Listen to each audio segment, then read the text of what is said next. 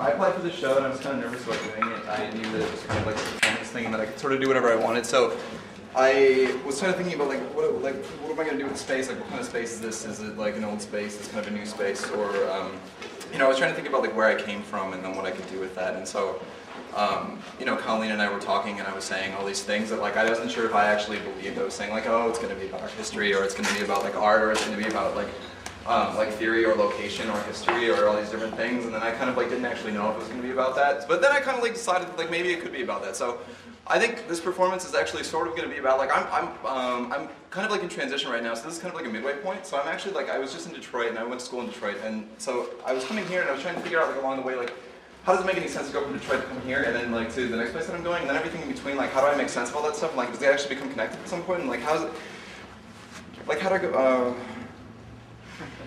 I've never been formally trained in any acting. I've always kind of had a cross-disciplinary practice. So I started out working a lot in installation. I actually started as a painter and then kind of progressed through sculpture, and at some point started doing performance that was at some points somewhat ritualistic, and it kind of took on like a 1960s sort of vibe. And I guess I just moved into something that became less object-based. Like this performance won't have any installation. There'll only be a couple of props to dictate the length, which will be like, I mean for this performance there'll be a can of beer. And so it's a sort of thing where like you intake something into the body and then that dictates how long the performance is. So what I'm going to try and do is actually like connect all that stuff free, and then we're going to go, it's going to be like really quick, and I'll try to like make sense of everything, and it's kind of like a whole trip that I've gone on, and like, and there's going to be like a sub-narrative, so there's going to be like two narratives. There's going to be like this one that sort of like talks about like what the other narrative is going to be, and then like, you know, then there's going to be the narrative, and then the other narrative that talks about the narrative. So there's going to be like two narratives that'll kind of like be like substrata, and that'll make sense at some point. So I'm going to move around, so what I want you guys to do is like make sure you stick with me, because if you don't stick with me, you're not going to be able to hear anything. And if you don't hear anything, make sure you say something, because then you can hear it. Like it'll build really slow, and it'll kind of be one person at one time, so it'll kind of like build up like this, and then it'll start to go really quick, and I'll start to talk about things like you can't actually understand what I'm talking about, it'll get really quick, and then it'll slow down. And so I'll kind of slow down, and then sometimes I switch like into a different character, because there's certain characters that have different roles. So when it gets really fast-paced, I guess that's kind of like an anxiety-ridden sort of thing where I actually don't know what I want to talk about, so it speeds up to kind of cover that.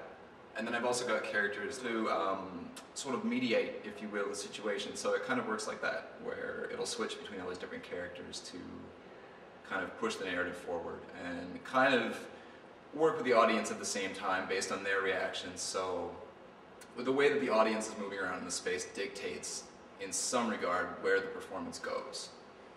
We're going to move. The first place I want to move, I kind of want to move out of this space because we're all in a circle, and it's actually better if we got kind of tight together. So we're going to move to a smaller gallery, so we're going to move to this gallery.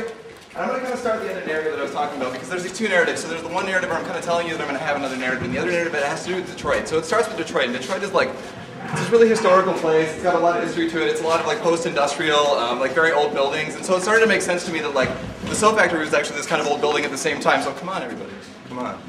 It's a performance that's kind of a continuation of a larger series of performances that started about 2 years ago. And basically they'll start out and be kind of like a monologue gathering the audience all around. And then they kind of navigate through the spaces in which they exist, and they blend in the actual social histories of the area. And so it's blending all these things together and dealing with a variety of different characters in the process. So I'm working with a guy who I'm doing work for, and he is archiving a series of diaries from the late 1800s and early 1900s.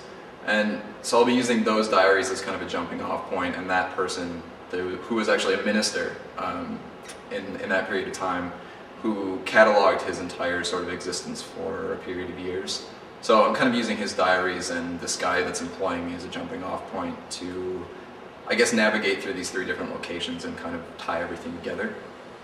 And so I was taking all these diaries and I'm scanning them into a computer to try and like, I guess like preserve history in some way. So we were kind of talking about all these things like where this guy came from, and he came from Detroit, and so he was like, yeah, he came from Detroit, he was studying in Detroit for a really long time, and then he actually kind of moved, and he was kind of moving around. And then this guy, like, there's this guy, I'm not going to say the guy's name, but there's this guy that's hiring me, that's paying me to do this, and he kind of has this, like, he's an archivist, so he's got, like, so that's like, this is like this other character in the other narrative, right? There's like this archivist, and so the archivist is kind of this old guy, and he has this voice like, well, You know, I mean, well, yeah, I mean, he kept all these diaries, and I'm getting up because sometimes he like gets up on things, or like he doesn't get up on things, but he kind of like leans on things when he talks to you. He always has like an apparatus to talk to you, and I've actually used this in other performances. Usually before the performances I'll kind of write out a script to just loosely, I guess, like organize myself, because a lot of them are improvisational.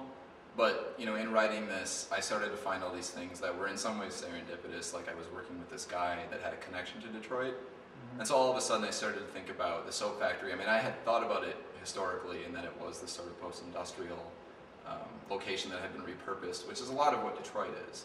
So there was that kind of connection. That was that, you know, like the turmoil of, you know, like Detroit, for instance, like the turmoil of the race riots, and then the collapse of the auto industry more recently.